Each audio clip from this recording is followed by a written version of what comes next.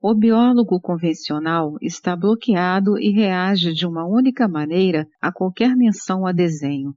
Para ele, desenho suscita o espectro de um Deus criador à maneira do livro do Gênesis da Bíblia. Deste modo, a conversa sobre desenho não é politicamente correta para um biólogo. Mas não tema, a aplicação da física quântica à situação da origem da vida mostra prontamente que o modelo do Gênesis de Deus e da criação está incorreto. É muito simples e linear. No atual debate, criacionismo, evolucionismo, até jornalistas sem credenciais científicas torturam os criacionistas perguntando: quem criou o Criador? Porém, a criação da vida e do universo por parte do Deus quântico é uma barbada. Todo o universo material aguarda em possibilidade até a primeira vida ser intuída e o circuito de mensuração quântica autorreferente ficar pronto. O físico John Wheeler deu a isso o nome de conclusão do circuito de significado. É espantoso como Wheeler se aproxima das ideias exploradas aqui. A circularidade causal nos livra para sempre da questão: quem criou o Criador? Assim, aqui não existe o risco de sucumbirmos à parte literal das ideias bíblicas criacionistas. Desígnio inteligente? Sim. Evolucionismo? Sim. Criacionismo? Não. E podemos relaxar. Já falei do experimento Urey-Miller no capítulo anterior. Seu êxito na criação de aminoácidos a partir de ingredientes atômicos básicos inspirou muitos biólogos a gastar anos na vã esperança de manufaturar vida no laboratório.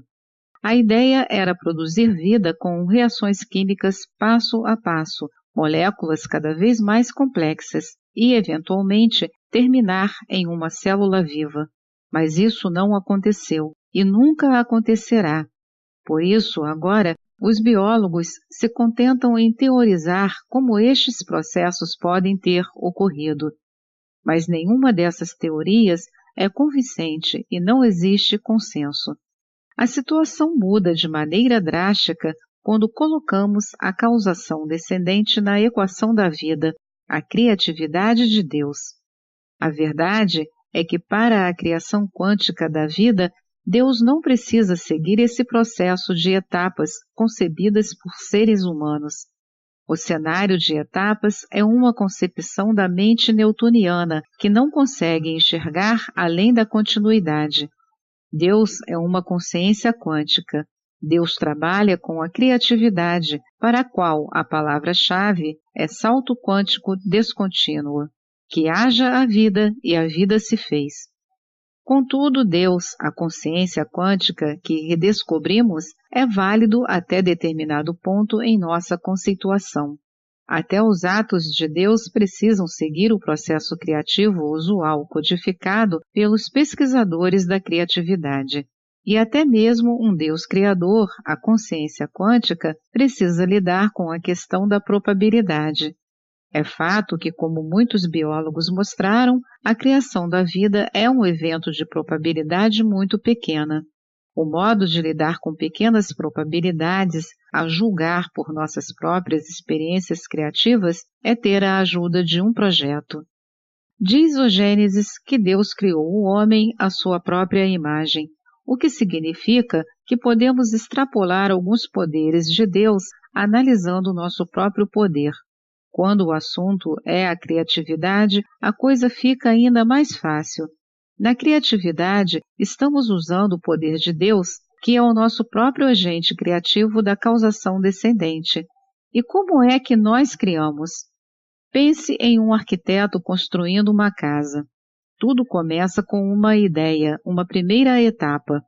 No segundo estágio, o arquiteto realiza um projeto da ideia, elabora uma planta.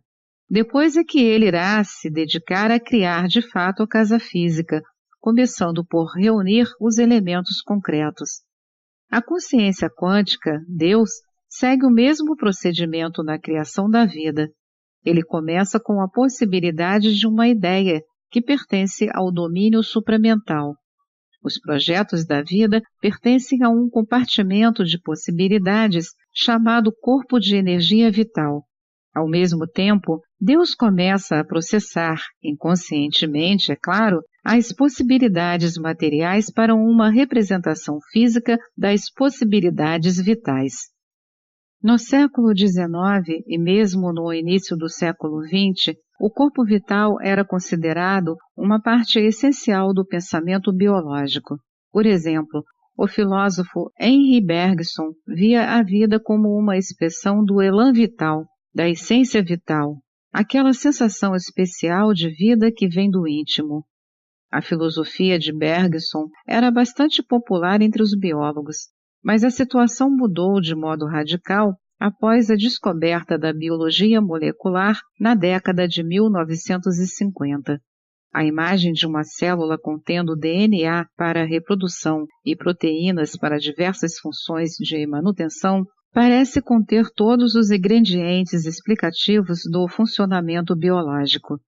Isto e a teoria da evolução de Darwin, embrulhada em uma nova síntese chamada neodarwinismo, tornou-se o novo paradigma da biologia.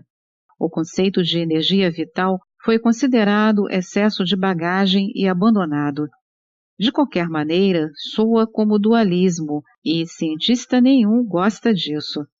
Em 1960, porém, biólogos como Conrad Weideton já estavam sinalizando para uma nuvem no horizonte o problema da criação da forma biológica, ou formalmente da morfogênese, como a forma é criada a partir de um embrião monocelular.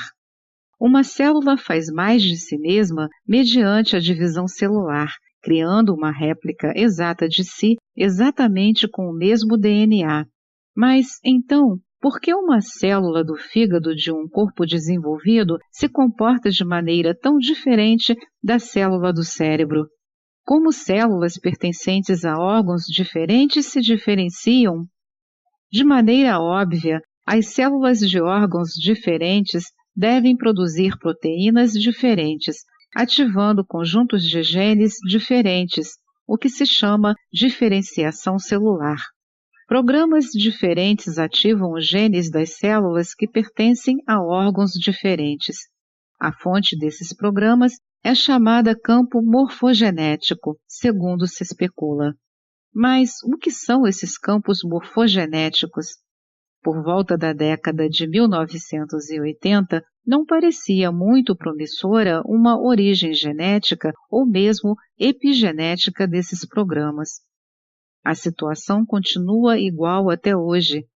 Diz o biólogo Richard Lewontin sobre os modelos genéticos da morfogênese, abre aspas, os processos de diferenciação de uma célula não especializada em uma forma madura e especializada não foram compreendidos. Contudo, a diferenciação celular está na base de todo o desenvolvimento da forma adulta a partir do embrião. Está correto dizer que determinados genes possam ser transcritos em determinadas células sob a influência da transcrição de alguns outros genes, mas a pergunta mesmo da geração da forma é como a célula sabe onde está no embrião. Fecha aspas. Espero que você consiga ver o jogo da não localidade aqui. Pelo menos um biólogo, Rupert Sheldrake, já tinha visto isso no início da década de 1980. Sheldrake, em 1981, escreveu um livro intitulado A Nova Ciência da Vida, no qual propôs que as fontes, os projetos dos programas genéticos de diferenciação celular, os campos morfogenéticos, não são locais, e dessa maneira apenas podem ser não físicos. Analogicamente, Sheldrake pensou que esses campos morfogenéticos comunicassem suas instruções para a célula, assim como um transmissor de rádio faz com o receptor, mas sem as ondas eletromagnéticas locais para se comunicar. Sheldrake chamou este mecanismo ressonância mórfica, a constituição ressonante da forma. A imagem de Sheldrake é dualista, sem dúvida. Um campo morfogenético não físico, embora não local, não pode interagir por ressonância ou não, com uma célula física sem um mediador que correlacione ambos. Na época, Sheldrake estava relutante para introduzir o conceito de um programador desenhista que usa os projetos para transcrever os programas de forma no cenário. O pensamento quântico pode fazer tudo isso sem o dualismo. Os projetos, campos morfogenéticos, os genes programáveis e a forma que eles criam permanecem em potencial até a consciência Deus quântica encontrar algo que se enquadre, como na ressonância, e causar o colapso da realidade. Agora vemos claramente qual é essa realidade. A realidade física é a forma, o órgão. Isto o biólogo aceita, e todos podem comprovar. Mas existe ainda o campo morfogenético manifestado na percepção, na privacidade da psique de todo ser vivo. Esta sensação interior é a sensação de se estar vivo, que Bergson chamou elan vital.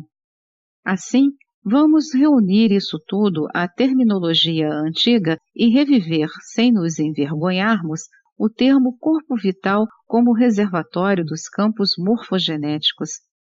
O movimento do corpo vital é chamado energia vital e é o que sentimos sempre que atualizamos um órgão biológico funcional e seu programa.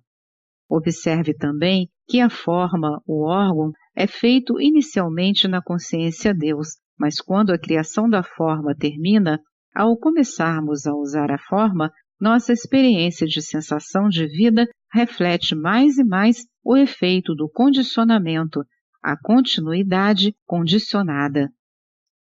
Esta é mais uma edição do canal Livros Falados Voz Humana. Que o bem, o bom e o belo se multipliquem em benefício das criaturas.